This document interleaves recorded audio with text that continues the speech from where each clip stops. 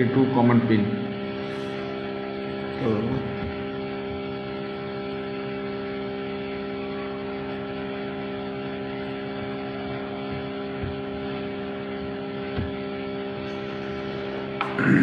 तो till now we discussed the 32 pins that is common for minimum as well as maximum operating mode. Now today we discuss about बोलिए। Yes Kanhaiya बोलिए। आवाज नहीं आ रहा है। साफ नहीं आ रहा। साफ नहीं आ रहा है। अच्छा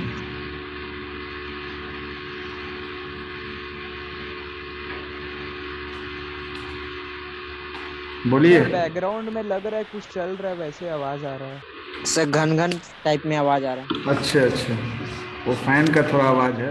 एक मिनट। यस सर, अब हो गया। फिर से आ रहा है सर। ये फैन थोड़ा सा आवाज कर रहा है, इसको आज थोड़ा देखना है। ठीक, वो धीरे धीरे कम हो जाएगा। Okay sir. सर एक और भी प्रॉब्लम है। हाँ बोलिए। सर अटेंडेंस के रिलेटेड है थोड़ा। अटेंडेंस में क्या हो गया? सर मेरा नाम सुधांशु है, बट मेरे पेरेंट्स के नंबर पे शिव के नाम से आ रहा है। पूरा क्लास करते हैं और 3 डेज प्रेजेंट मतलब शो हो रहा है, अब्सेंट बाकी सब अब्सेंट आ रहा है। आया था मैसेज। एक मिनट।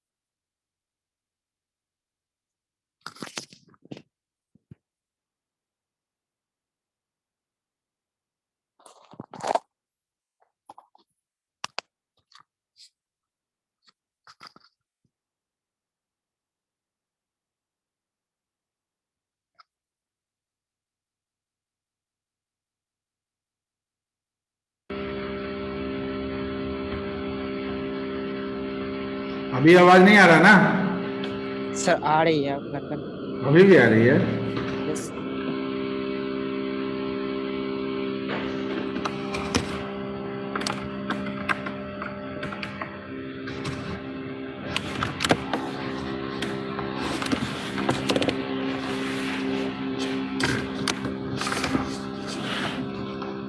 अभी कम हुआ? No sir. ये सर अब धीरे धीरे धीरे धीरे कम होगा। हाँ दूसरा अटेंडेंस। एक मिनट। अटेंडेंस का हम आफ्टर क्लास बात करते हैं, क्या दिक्कत है, किसका नाम में क्या दिक्कत हो रहा है। बिफोर दैट की लास्ट क्लास हम लोग अप टू 32 पिंस डिस्कस कर लिए थे ना।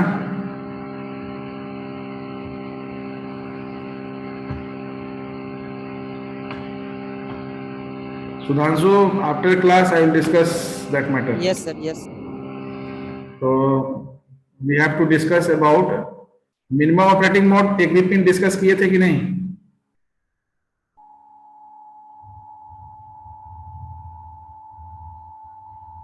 So, ठीक है, I just recall. Basically minimum operating mode में there are total 8 pins and one by one we discuss that pin. ठीक है, अब यहां पर जब पिन हम लोग डिस्कस करते हैं तो पिन यानी कि रेस्ट जो 8 पिंस है, that is from pin number 24 to pin number 31। These pins are used as a dual purpose. ये ना डुअल पर्पस इज व्हाट कि on the basis of operating mode ये आपका मिनिमम और मैक्सिमम दोनों तरह के ऑपरेटिंग मोड को सपोर्ट करता है। ठीक है, अब यहाँ पर क्या है कि दो चीज आप क्लियर समझ लीजिए कि यहाँ पर जो पिन का नेमिंग कन्वेंशन यूज हुआ है उसमें दो चीज को प्रायोरिटी दिया गया है, एक है कॉम्प्लीमेंट और दूसरा है नॉन कॉम्प्लीमेंट। यानी कि जो नेमिंग कन्वेंशन है उसमें आप को दिखेगा कि आपका नेम जो है कुछ कॉम्प्लीमेंट के फॉर्म में है, कुछ नॉन कॉम्प्लीमेंट के फॉर्म में है। तो कॉम्प्लीमेंट के फॉर्म में जो भी आपका नेमिंग कन्वेंशन यूज हुआ है वो आपका एक्टिव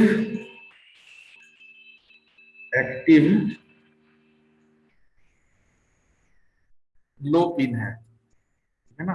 अब इनपुट है या आउटपुट है वो तो डायरेक्शन पर डिपेंड होगा। एक्टिव लो इनपुट पिन है या एक्टिव लो आउटपुट पिन है। तो अगर इनवर्ड होगा तो इनपुट पिन होगा, आउटवर्ड होगा तो आउटपुट पिन होगा। तो एक्टिव लो होगा जो भी कॉम्प्लीमेंट के साथ आपका नेमिंग यूज हुआ होगा, और जो भी नॉन कॉम्प्लीमेंट होगा वो एक्टिव हाई है। यानी एक्टिव हाई और एक्टिव लो का मतलब यहां समझिए। एक्टिव हाई का मतलब क्या है, यानी एट लॉजिक 1 आपका वो नेम इनेबल्ड होगा। यानी लॉजिक 1 होगा तो इनेबल होगा अगर एक्टिव हाई होगा। और एक्टिव लो का मतलब है कि एट लॉजिक 0, यानी कि आपका जो पर्टिकुलर नेम कन्वेंशन जो है वो लॉजिक 1 होगा तो एक्टिव हाई होगा, लॉजिक 0 पर है यानी एक्टिव लो है अगर तो लॉजिक 0 होगा तब वो एक्टिव होगा। Like for example earlier we discussed the particular pin number 33 mn mx bar। mn mx bar के केस में भी यही चीज था, कॉम्प्लीमेंट और non complement. mx bar is in complement mode, mn is in non complement mode. तो इसलिए mn आपका क्या होगा, एक्टिव हाई हो जाएगा। एक्टिव हाई किसके लिए है, नॉन कॉम्प्लीमेंट के लिए। तो mn आपका नॉन कॉम्प्लीमेंट मोड में है। तो यहाँ पर अगर देखें तो ये आपका है नॉन कॉम्प्लीमेंट मोड में,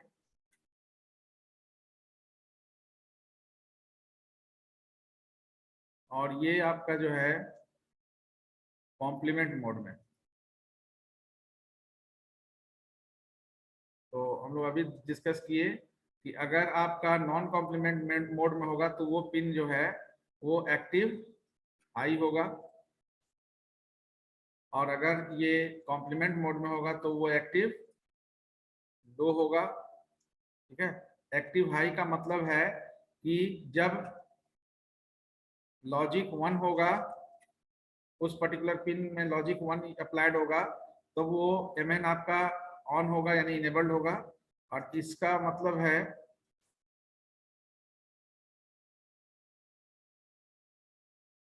कि जब ये लॉजिक 0 होगा तब ये आपका mx ऑन होगा। दैट्स वाई हम लोग डिस्कस किए थे कि mn और mx बार।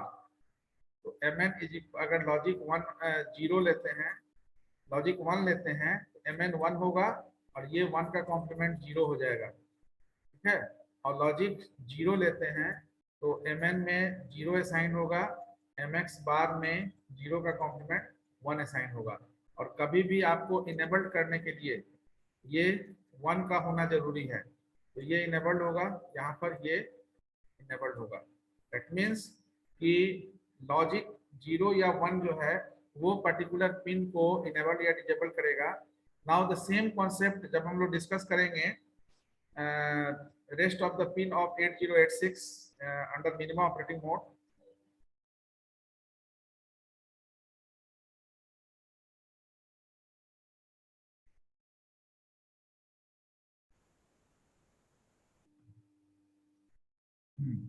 नाउ सी, जब पिन में दो नेम यूज हो रहा हो तो देखिएगा एक आपका कॉम्प्लीमेंट मोड में होगा और दूसरा नॉन कॉम्प्लीमेंट मोड में होगा। तो यहाँ पर है M stands for memory. First pin will discuss pin number 28।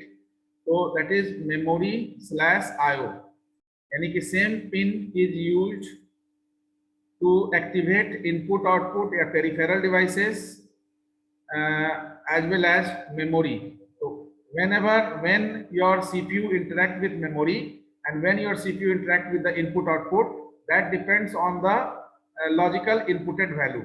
Logical inputted value आपका 0 या 1 हो सकता है। अब ये 0 और 1 समझ में आएगा आपको कि मेमोरी ऑपरेशन यानी सीपीयू मेमोरी को जब सिग्नल देता है, यानी मेमोरी में रीड एंड राइट ऑपरेशन जब परफॉर्म करना होगा सीपीयू को, तो ये पर्टिकुलर पिन में को लॉजिक 1 होना होगा या लॉजिक 0? रेज द हैंड, कौन बताएंगे? अगर सीपीयू को मेमोरी से इंटरेक्ट करना होगा तो इस पिन का वैल्यू लॉजिक 0 होगा या लॉजिक 1?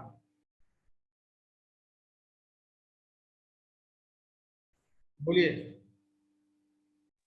सर 1 1 होगा सर। हाँ, इसलिए यस 1 होगा, ठीक है। यस बोलिए।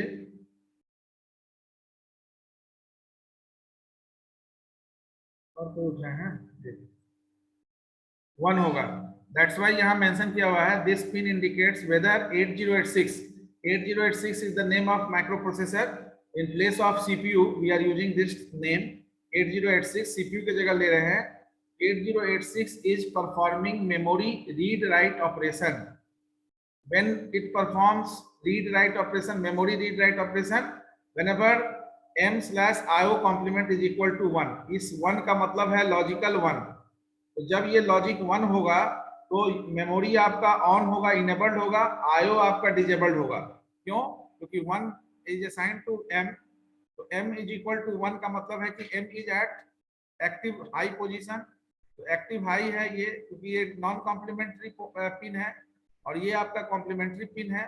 तो नॉन कॉम्प्लीमेंट्री पिन अभी हम लोग डिस्कस किए कि नॉन कॉम्प्लीमेंट्री पिन जो होगा वो एक्टिव, हाँ एक्टिव हाई होगा। तो जो नॉन कॉम्प्लीमेंट, जैसे mn आपका नॉन कॉम्प्लीमेंट पिन है, तो नॉन कॉम्प्लीमेंट पिन है, ये एक्टिव हाई है। ये एक्टिव हाई कब होगा? तो इसीलिए हम क्या लिखते हैं कि अगर हम लिख रहे हैं mn mx bar is equal to 1, इसका मतलब है कि आपका जो पर्टिकुलर प्रोसेसर है किस मोड में काम कर रहा है? ये मिनिमम मोड में काम कर रहा है।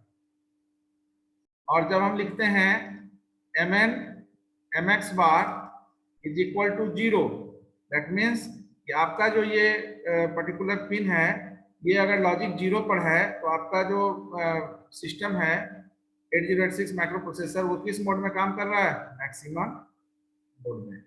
Are you getting the point?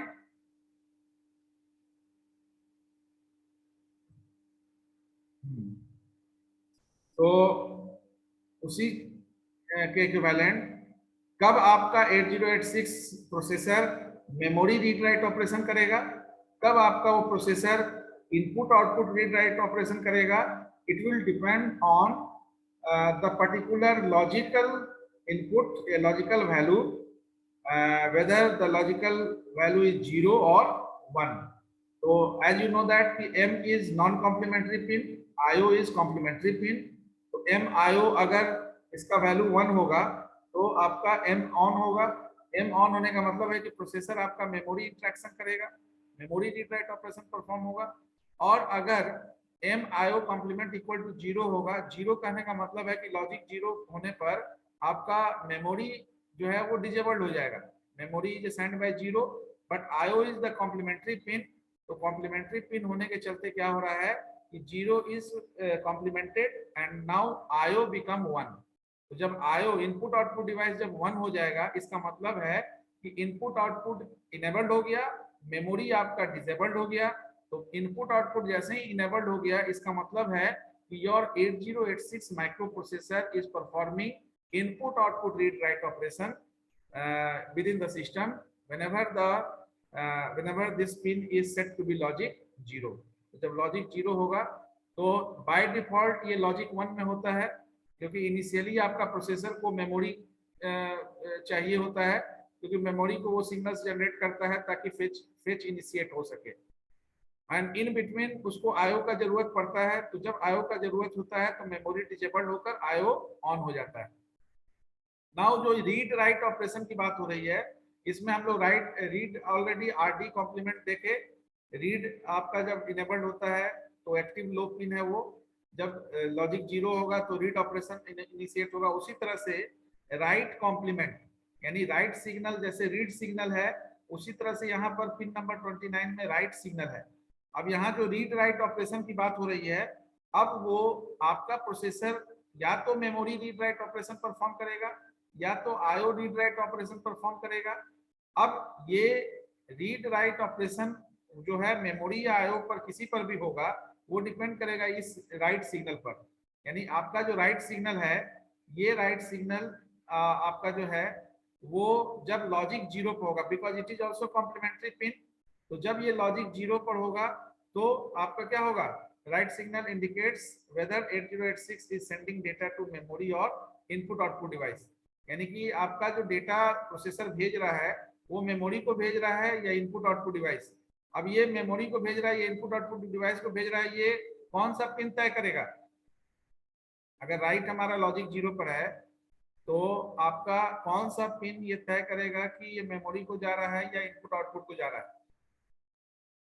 Pin number 28, because pin number 28 designate whether 8086 is interacting with the memory or 8086 microprocessor interacting with the IO devices. So on the basis of that pin number 28 logical value, pin 29 जो है वो ये designate करेगा कि आपका information processor data जो है memory को भेज रहा है या IO डिवाइस को भेज रहा है। जब when the WR complement is at logic 0, the database contains the valid data from memory or input output, because it is complementary pin। तो complementary pin का मतलब है कि इस पिन में ये पिन आपका तभी वर्केबल होगा जब ये लॉजिकल 0 यानी ये एक्टिव लो पिन है। तो जब इस ये लॉजिकल 0 पर होगा तभी ये पिन आपका इनेबल्ड होगा, एक्टिव होगा, और तब ये क्या करेगा, डेटा बस का इस्तेमाल करेगा वैलिड डेटा को मेमोरी या आईओ डिवाइसेस को भेजने का। तो प्रोसेसर से कोई भी डेटा मेमोरी को या आईओ डिवाइसेस को जाएगा, ये आपका पिन नंबर 28 से पता चलेगा। और उसके बाद next pin we have data transmit and receive, pin number 27। अब यहाँ देखिए अगेन डेटा ट्रांसमिट जो है वो नॉन कॉम्प्लीमेंट है और रिसीव जो है वो कॉम्प्लीमेंट है। क्यों? क्योंकि डेटा बस जो आपका यूज करता है सीपीयू, ये बाई डायरेक्शनल बस है और इसका इस्तेमाल डेटा को इन और आउट दोनों करने के लिए यूज करता है प्रोसेसर। तो डेटा इन कब होगा, राइट कब होगा, ये जो यहाँ लिखा गया है ये क्लियर हो रहा होगा आपको। डेटा ट्रांसमिट का मतलब है कि डेटा सीपीयू से बाहर की तरफ जा रहा है, और रिसीव का मतलब है कि जो सीपीयू को आ रहा है। तो डेटा ट्रांसमिट या रिसीव सिग्नल आपका इंडिकेट ये करता है कि 8086 जो है डेटा बस का इस्तेमाल करते हुए डेटा को सीपीयू से बाहर भेज रहा है या सीपीयू से के अंदर डेटा को प्रोसेसिंग के लिए यूज करने के लिए इन करा रहा है। तो डेटा इन और out, out is the data transmit, data in is for data receiving. तो it will also decided on the basis of the value assigned to this pin. अब क्योंकि ये नॉन कॉम्प्लीमेंट्री पिन है data transmit, तो ये active high है। तो अगर dt/r complement is equal to 1, logical 1 पर होगा तो ये ट्रांसमिट करेगा 8086 डेटा बस का इस्तेमाल करके ये डेटा को ट्रांसमिट करेगा। अब कहाँ करेगा, मेमोरी को करेगा या आईओ को करेगा, it will depend on the particular m/ यानी पिन नंबर 29 जो पिन हम लोग देखे, पिन नंबर 28, ये आपका ऑल आर इंटर रिलेटेड। ये मेमोरी और आईओ यही तय करेगा कि आपका डेटा ट्रांसमिट प्रोसेसर कहाँ कर रहा है, मेमोरी को कर रहा है या आईओ डिवाइसेस को कर रहा है। तो डेटा ट्रांसमिट या रिसीव अगर 1 है तो ट्रांसमिटिंग हो रहा है, अगर 0 है तो क्यों रिसीविंग हो रहा है, तो बताएंगे 0 है तो क्यों रिसीविंग हो रहा है। Anyone raise the hand. हाँ बताइए। जी सर, वो एक्टिव लो हो जा रहा है, इसकी वजह से रिसीविंग कर रहा है। dt इक्वल टू 0 हो जा रहा है, r कॉम्प्लीमेंट है तो r रिसीव आपका ऑन हो जा रहा है। यहाँ पर dt/r कॉम्प्लीमेंट है तो 1 is assigned to dt, but r के लिए 1 जो है 0 का काम कर रहा है, यानी r को डिसेबल, रिसीविंग को डिसेबल कर रहा है, इनएक्टिव बना रहा है, dt को एक्टिव बना रहा है। इस केस में dt इनएक्टिव हो जा रहा है, r आपका एक्टिव हो जा रहा है। तो रिसीविंग आपका एक्टिव है तो डेटा रिसीव करने लग रहा है 8086 माइक्रो प्रोसेसर। ठीक है, अब कहां से रिसीव कर रहा है ये पिन नंबर 28 से पता चलेगा कि आपका मेमोरी ऑपरेशंस है या आईओ ऑपरेशंस हो रहा है। Now the next pin is DEN, that is pin number 26. DEN also complementary pin है, तो complementary pin है, इसका मतलब है कि DEN आपका जो है ये डेटा बस को इनेबल करने के लिए यूज हो रहा है। डेटा बस को इनेबल करने के लिए आप बताएंगे आप कि ये कब लॉजिक 0 होगा, तो बताएंगे क्योंकि ये कॉम्प्लीमेंट्री पिन है, तो ये जब लॉजिक 0 होगा, ये एक्टिव लो पिन है, तो लॉजिक 0 होगा तभी ये डेटा बस को इनेबल करेगा। जैसे ALE pin is responsible for enabling address buses, तो एड्रेस बसेस आपका कब तक इनेबल रहता है, जब ALE इज इक्वल टू 1 रहता है। तो जैसे ही ALE 0 होगा तो ये DEN लॉजिक 0, इसका भी वैल्यू लॉजिक 0 हो जाएगा। जैसे ही ये 0 होगा तो डेटा बस इनेबल हो जाएगा, यानी कि दिस पिन इज यूज्ड और this pin is responsible for setup of the particular data bus, यानी कि this pin is enable the data bus for external movement और external instructions movement। तो data bus को इनेबल करने के लिए, जैसे एड्रेस बस को इनेबल करने के लिए ALE है, एड्रेस लैच इनेबल, उसी तरह से डेटा बस को इनेबल करने के लिए DEN है। DEN stands for data bus enable, EN stands for enable and D stands for data bus. तो डेटा बस इनेबल, तो एड्रेस लैच इनेबल, यानी कि एड्रेस ALE जैसे ही 0 होगा तो ये DEN 0 होगा, और ये जैसे ही 0 होगा तो डेटा बस आपका इनेबल हो जाएगा। एड्रेस लैच आपका चूंकि 0 है, ALE 0 है, इसलिए आपका जो यानी जैसे ही आपका ALE 0 होगा तो DEN जो है यहाँ पर ये लॉजिक 0 जो है इसको 1 में कन्वर्ट कर देगा। यानी यहाँ पर क्या हो गया, यहाँ पर एड्रेस बस डिसेबल हो गया, और या इस केस में ये जैसे ही डिसेबल हुआ तो डेटा बस इनेबल हो गया। अब देखिए डेटा बस इनेबल हुआ, इसका मतलब है डेटा बस इनेबल तभी होता है ना जब एड्रेस बस डिसेबल होता है।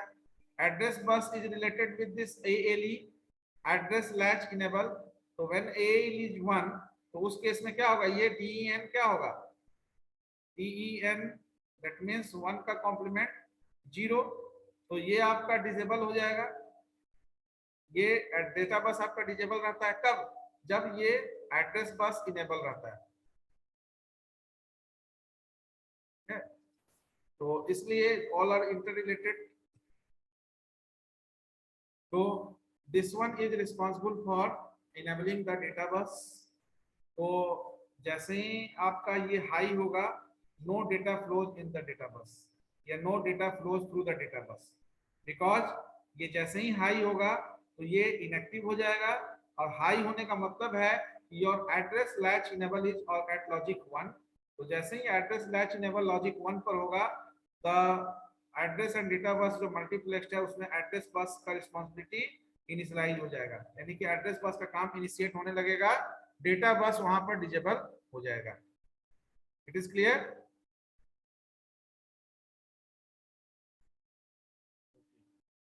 Now next one is the ALE. We already used this naming convention, that is pin number 25.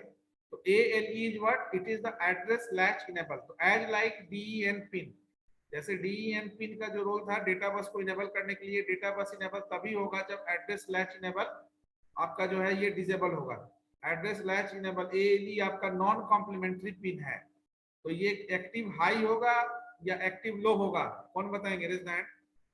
ये नॉन कॉम्प्लीमेंट्री पिन है, ये एक्टिव हाई होगा या लो होगा?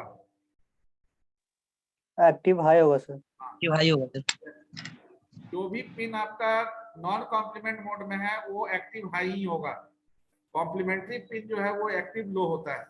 एक्टिव हाई और लो का मतलब है कि when the particular pin is initiate as per the name is concern, जैसा नाम है उस पर वो काम करना शुरू करेगा, तो वो कब होगा? जब वो ऑन होगा। तो एक्टिव जो आपका हाई होगा वो हमेशा नॉन कॉम्प्लीमेंट मोड में होगा, और जो लो होगा एक्टिव वो हमेशा कॉम्प्लीमेंट मोड में होगा। क्यों? क्योंकि लो को हाई बनाने के लिए कॉम्प्लीमेंट्री ऑपरेशन परफॉर्म करना जरूरी होगा। तो लो 0 को हाई करने के लिए 0 का कॉम्प्लीमेंट, निकालना होगा, तो वो पिन का नेमिंग कन्वेंशन भी हमारा कॉम्प्लीमेंट्री मोड में होना चाहिए। तो ALE, as you know that it is responsible for initialization of the job work done by processor through address bus। तो एड्रेस बस के थ्रू जो भी जॉब आपका प्रोसेसर परफॉर्म कर रहा है, वो जॉब तभी परफॉर्म कर सकता है जब ALE आपका लॉजिक 1 पर हो। So that's why when the ALE signal is high, that means ALE is equal to 1, it will indicate that the 8086 multiplexed with address or data bus, ठीक है ना। तो एड्रेस और डेटा बस से multiplex जो है उसमें जैसे 80 टू 8015 यहाँ पर डेटा बस से मल्टीप्लेक्स है, एंड स्टेटस से जो है S3 S6 तक A16 टू A19, बिकॉज आपका डेटा बस जो है वो 16 बिट ही है टोटल माइक्रो 8086 माइक्रो प्रोसेसर में, तो और एड्रेस बस 20 है। तो एड्रेस बस डेटा बस से 16 टाइम आपका जो है मल्टीप्लेक्स होता है, क्योंकि डेटा बस आपका 16 ही है, लेकिन 4 आपका जो एड्रेस बस बच गया वो मल्टीप्लेक्स होता है स्टेटस बस से। तो इन दोनों ही केस में आपका जो है मेमोरी एड्रेस और इनपुट आउटपुट पोर्ट एड्रेस, यानी कि आपका जो भी इंफॉर्मेशन होगा एड्रेस जो है वो मेमोरी या input output port address. Again यहाँ पर भी क्वेश्चन है कि M/IO इनपुट जो आपका है पिन नंबर 28, उस पिन नंबर 28 के बेसिस पर आपका मेमोरी एड्रेस यानी मेमोरी के लिए एड्रेस बस काम करेगा या आईओ डिवाइसेस के लिए एड्रेस बस काम करेगा, ये तय होगा। यानी whether the address buses are utilized to move the particular address from one location CPU to memory और from CPU to input output port. तो इनपुट आउटपुट डिवाइसेस को जा रहा है या मेमोरी को जा रहा है, ये आपका पिन नंबर 28 तय करेगा। तो that is the particular pin responsible for setup the movement of the addresses in between the CPU and the peripheral और memory। तो memory में जाएगा या peripheral में जाएगा, ये इससे यहाँ से ये फिक्स होगा। Now the next one is the int A। Again this is the complementary pin। int A stands for interrupt acknowledgement। यहाँ पर छूट गया, इसको सही कर लीजिएगा, इसको मेंशन कर लीजिएगा, यहाँ पर मिसिंग है, यहाँ मिट गया है। The interrupt acknowledgement, I just write down INTA।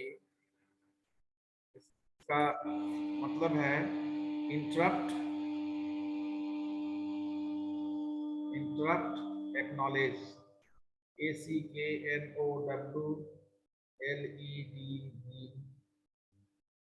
interrupt acknowledgement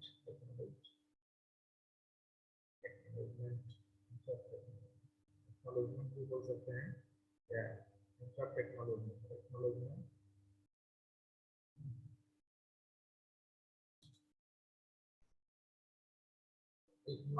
interrupt acknowledgement नहीं रखिए, एक्नॉलेज ही रखिए, इंटरप्ट एक्नॉलेजमेंट।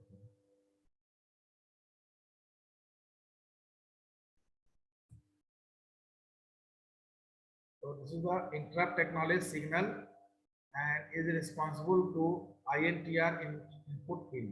INTR जो आपका इस तरह का इंटरप्ट है, मास्केबल या नॉन मास्केबल?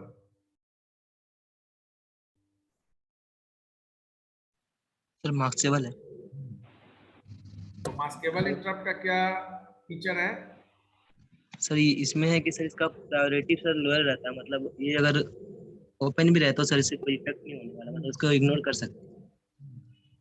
इसको इनेबल, इसको डिजेबल या इग्नोर किया जा सकता है। तो इनेबल या इग्नोर कुछ भी आप ऑपरेशन परफॉर्म करते हैं तो उसका एक्नॉलेजमेंट प्रोसेसर जो है इस पिन के थ्रू फर्दर आपका जो है एरिया को यानी रीजन को सेंड करता है। यानी कि आपका जो भी रिस्पांस सीपीयू ले रहा है प्रोसेसर, वो एक्नॉलेजमेंट आपका जो है प्रॉपर्ली सेंड करने के लिए इस पिन का इस्तेमाल करता है। तो ये पिन आपका लॉजिकल 0 पर आपका इनेबल होता है, क्योंकि ये कॉम्प्लीमेंट्री पिन है। तो जब उस तरह का इंटरप्ट यानी कि मास्केबल इंटरप्ट जनरेट होता है तो एक्नॉलेजमेंट सेंड करने के लिए सीपीयू जो है इस पिन का इस्तेमाल करता है। अब now the most important part of this is यानी कि minimum operating mode is the hold and HLDA। ये दो अलग अलग पिन है, हम लोग पिन नंबर एक ही साथ इसको डिस्कस करते हैं। पिन नंबर 31 एंड 30, ये दो पिन जो है, इसके लिए हम पहले भी बताए थे कि आपका जो होल्ड है, होल्ड पिन है, ये डेटा ट्रांसफर का जो वेरियस मोड हम लोग डिस्कस करते हैं, डेटा ट्रांसफर स्कीम जो डिस्कस करेंगे आगे, DTS, डेटा ट्रांसफर स्कीम। तो डेटा ट्रांसफर स्कीम में we have two scheme basically. First one is the program input output and second one is the DMA। तो ये DMA सपोर्ट हमारा जो है मिनिमम मोड में, ये पिन नंबर 30 और 31 देता है। अब ये प्रोग्राम इनपुट आउटपुट में there is various channel, we already discuss in details. तो प्रोग्राम इनपुट में there is a synchronous, asynchronous and interrupt driven concept we have now। as like हम लोग पहले भी डिस्कस किए थे कि जैसा आपका CPU और RAM, ये दोनों का स्पीड सेम नहीं है। CPU का जो रजिस्टर है उसका स्पीड RAM के स्पीड से ज्यादा है, तो we just place cache in between these two, यानी cache memory।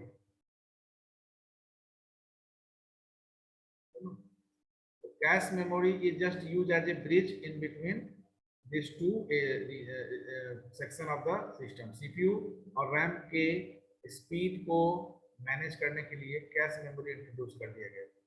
तो उसी तरह से CPU का ये मेमोरी इंटरेक्शन था CPU से। अब जैसे CPU का इंटरेक्शन आपका IO डिवाइसेस से भी होता है। अब हम लोग मेमोरी और IO, ये आपका क्या है, this is the memory segment, because हम लोग यहाँ बात किए M/IO कॉम्प्लीमेंट। तो CPU interact with memory as well as IO devices. CPU आपका मेमोरी से भी इंटरेक्ट करता है, IO डिवाइसेस से भी इंटरेक्ट करता है।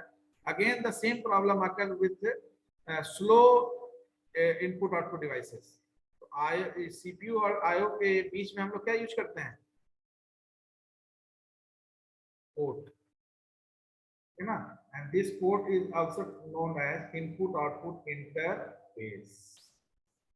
So just to maintain the ratio of the data transfer in between CPU and IO devices, because whatever IO devices we have, the speed of that IO devices compared to the speed of the CPU register is little bit slow।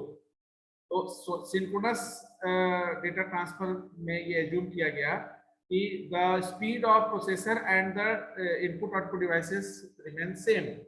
So when there is no speed mismatch, we just consider these types of data transfer where no speed mismatch occur। Speed mismatch will occur in between these two, CPU and in between CPU and IO devices, है ना। लेकिन ये जरूरी नहीं है कि आपका IO devices का स्पीड CPU के स्पीड, हर प्रोसेसर का स्पीड IO devices के स्पीड से सेम हो। तो स्पीड मिसमैच अकर, तो to manage speed mismatch, whenever the speed mismatch occur, तो asynchronous data transfer occur for handling the speed mismatch। Speed mismatch occur होगा in between CPU और, तो asynchronous data transfer is there। अब speed mismatch होगा तो क्या होगा, process delayed होगा। तो पहला तो है कि जब कोई स्पीड मिसमैच नहीं होगा, स्पीड मिसमैच नहीं होगा का मतलब both having the same speed, यानी CPU का स्पीड और पेरिफेरल का स्पीड सेम हो, तो that is the synchronous data transfer. तो रिस्पांस आपका इमीडिएटली होगा, CPU कोई इंफॉर्मेशन भेजेगा, इमीडिएटली आपका पेरिफेरल उसको रिस्पॉन्ड करेगा, उस पर वर्कआउट शुरू हो जाएगा। तो it is not a feasible one and it is not considerable for each and every types of devices। So there may be a chance of speed mismatch। So whenever the speed mismatch occur in between the CPU and IO devices, then asynchronous data transfer will occur।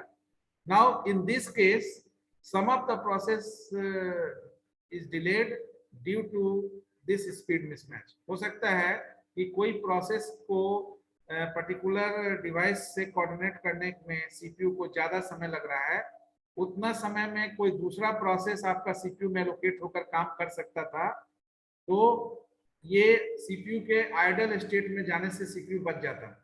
तो interrupt driven का concept लाया गया।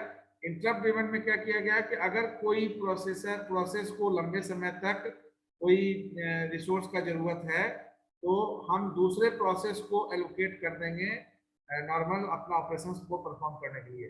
तो we just have a concept of contact switching, like जैसे RR scheduling आप use करते हैं, तो आरआर शेड्यूलिंग में you just preempt the particular process to allocate new process inside the computer system.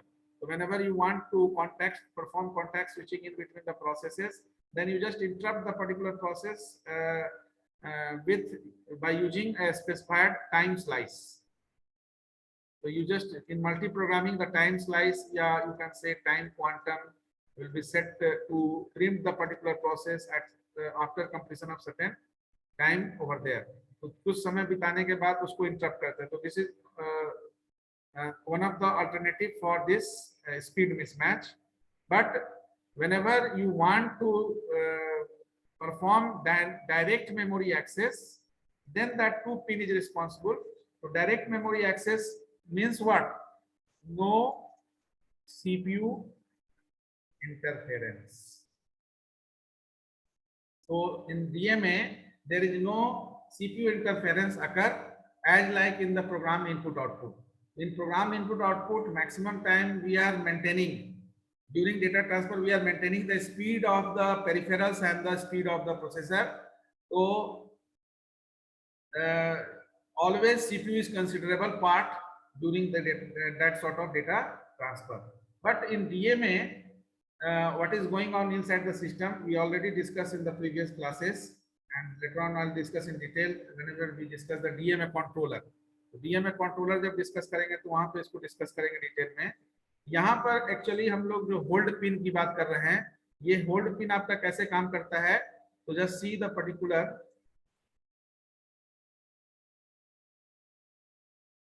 This is the micro processor, और ये micro processor में this 2 pin, just see the by directional mentioning here. तो pin का जो है by directional किया गया है, क्योंकि ये होल्ड पिन के थ्रू आपका जो DMA कंट्रोलर है, DMA controller is the device which passes the request to the microprocessor. 8086 को रिक्वेस्ट बस के लिए रिक्वेस्ट करने के लिए ये पिन का इस्तेमाल करता है DMA कंट्रोलर.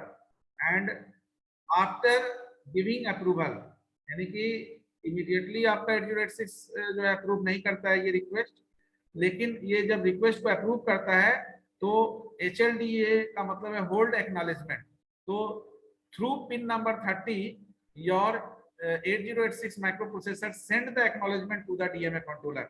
मींस जैसे आप किसी का दरवाजा खटखटाएंगे तो दरवाजा का खुलना, ये एक्नॉलेजमेंट आपको मिलेगा, या दरवाजा खुलने से पहले एक रिस्पांस आवाज आएगी, वेट आई विल कम, ठीक है ना, या वेट आई एम कमिंग. तो ये जो एक्नॉलेजमेंट आपको मिला, ये आपको समझ में आ गया कि आप जो रिक्वेस्ट दिए कॉल बेल बजाए वो सुन लिया गया और भीतर से कोई दरवाजा खोलने आ रहा है. तो एक्नॉलेजमेंट यानी कि प्रॉपर एक्नॉलेजमेंट प्रोसेसर जो है इस पिन के थ्रू इस रिक्वेस्ट को अप्रूवल देता है. बिकॉज ये DMA कंट्रोलर के पास ये ऑथोरिटी नहीं है कि वो डायरेक्टली बसेस का इस्तेमाल कर सके, because all the system buses are under control of the 8086 microprocessor. So whenever the bus is needed for direct memory access, then your disk controller, we just discussed in DMA controller session, DMA कैसे काम करता है उसको हम लोग एक बार देखे थे, फिर आपको देखेंगे जब DMA कंट्रोलर डिस्कस करेंगे. just discuss various controller like cache controller, display controller, DMA controller, ठीक है ना, मेमोरी कंट्रोलर. तो अलग अलग तरह का कंट्रोलर डिस्कस करेंगे. तो वहां पर स्पेसिफिक 8086 में कौन सा DMA कंट्रोलर यूज हुआ, तो we just discuss that DMA controller by name also. जैसे 8086 का मॉडल नेम है, उसी तरह से उस प्रोसेसर का, उस डिवाइस का भी मॉडल वर्जन नेम है, जिसको as a DMA controller use किया गया इसको रिस्पॉन्ड करने के लिए. तो जैसे ही एक्नॉलेजमेंट मिलेगा तो क्या है कि आपका बसेस जो है वो मेमोरी के लिए काम करना शुरू कर देगा, मेमोरी बसेस का रोल प्ले करेगा. और फिर वो बसेस जो है आपका डायरेक्ट मेमोरी और पेरिफेरल्स के बीच में डेटा ट्रांसफरिंग करने का जो है वो इनिशिएटिव ले लेगा। तो जिसको हम लोग डिस्कस भी किए थे। अब ये जो आप माइक्रो प्रोसेसर देख रहे हैं, यही माइक्रो प्रोसेसर एक्चुअली अगर हम लोग देखें तो ये आपका सपोज ये माइक्रो प्रोसेसर है। एक्चुअल प्रोसेस क्या होता है उसमें? एक्चुअल प्रोसेस ये होता है कि आपका जो ये प्रोसेसर है, ये प्रोसेसर को DMA controller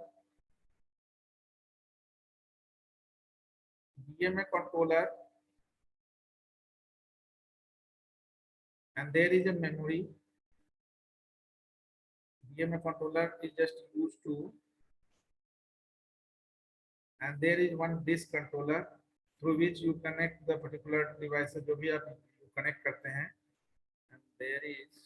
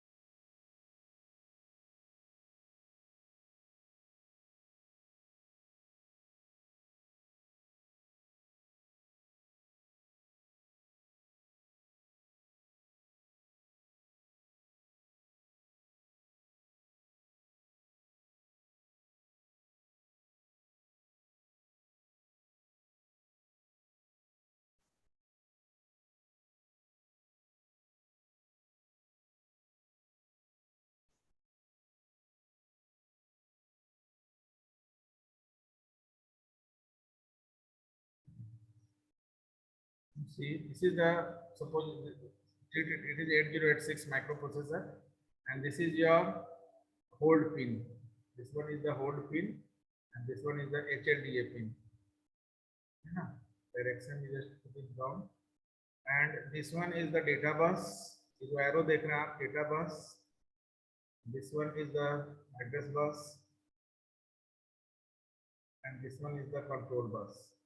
Now control bus is used for input output read, input output write, memory read, memory write operation.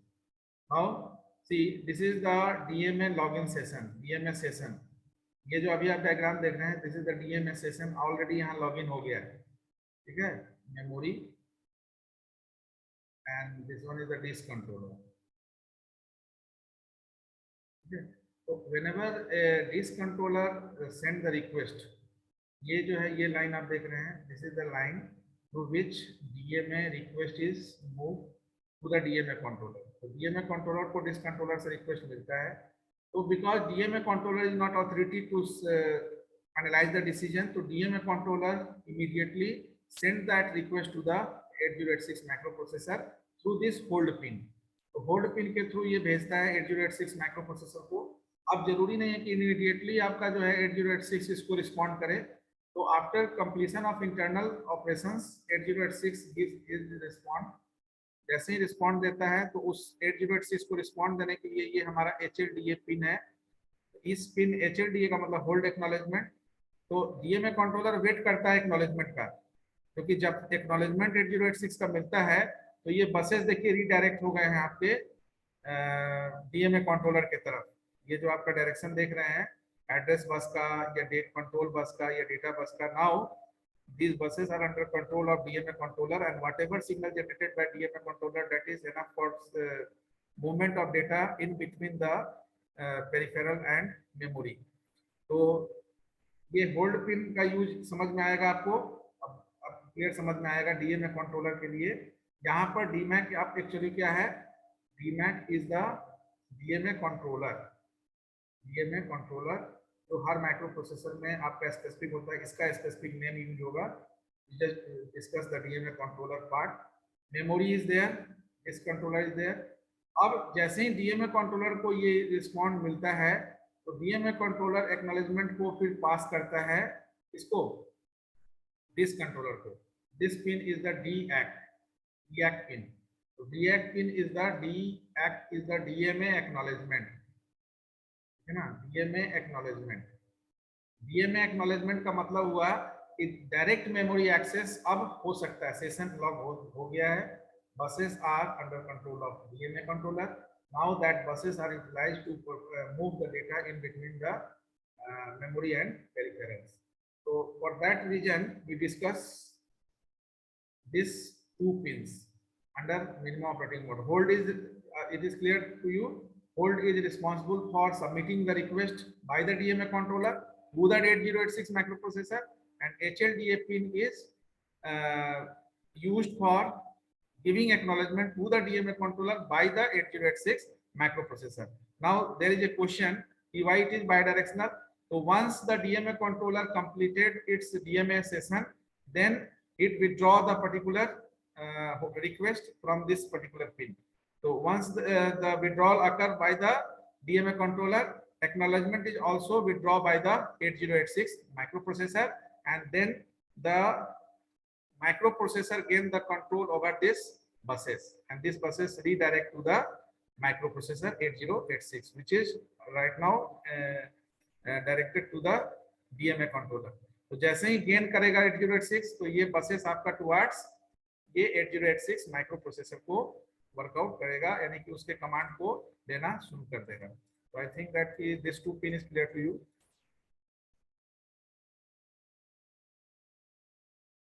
Next class we'll discuss the maximum operating mode. Now when you discuss that, see that hold input pin request are direct memory access and is generated by the DMA controller. If the hold signal is at logic 1, the 80 logic 1 तभी होगा जब request देगा, जब logic 0 होगा तो request नहीं देगा.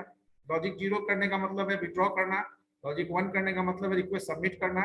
तो जब ये होल्ड सिग्नल एट लॉजिक 1 होगा तो 8086 क्या करेगा, अपना इंटरनल ऑपरेशन को कंप्लीट करेगा करंट में जो चल रहा है, और उसके एड्रेस को, डेटा को और कंट्रोल बसेस को हाई इंपीडेंस स्टेट में कर देगा. We already discussed earlier in earlier classes what is the meaning of high impedance state. High impedance state, that means कि no work is assigned to these buses by the microprocessor at that moment. ठीक है ना. So once it is in high impedance state, then hold signal is at logic 0, and the यानी कि जब high impedance state में होगा तो DMA session के लिए रिक्वेस्ट आपका जो है वो भेजेगा. जब भेज देगा और जैसे ही यह होल्ड सिग्नल आपका लॉजिक 0 पर होगा, यानी कि रिक्वेस्ट विड्रॉ होगा, तो 8086 एग्जीक्यूट्स द इंस्ट्रक्शन नॉर्मली, क्योंकि 8086 फिर उस बसेस का इस्तेमाल करना शुरू कर देगा. Now both are inter related pins. HLDA is used for hold acknowledgement. So hold acknowledgement signal indicates that 8086 has entered in the hold state. ठीक है ना. होल्ड एक्नॉलेजमेंट जब देगा तो ये क्लियर समझ में आ जाएगा डीएमए कंट्रोलर को कि होल्ड स्टेट में चला गया है, and is connected to the HLDA input to the DMA controller. यानी कि अब DMA कंट्रोलर को ये चीज क्लेरिफाई हो गया कि आपका होल्ड स्टेट में है CPU उस समय आइडल स्टेट में होगा. No out external operation is perform by the CPU, no proper assignment given by the CPU to the particular buses at that moment whenever it is in hold state position. So I think that all the minimum operating mode pin as well as 32 pins is clear to you. In next class we just discuss that maximum mode of that. At the same time, you just go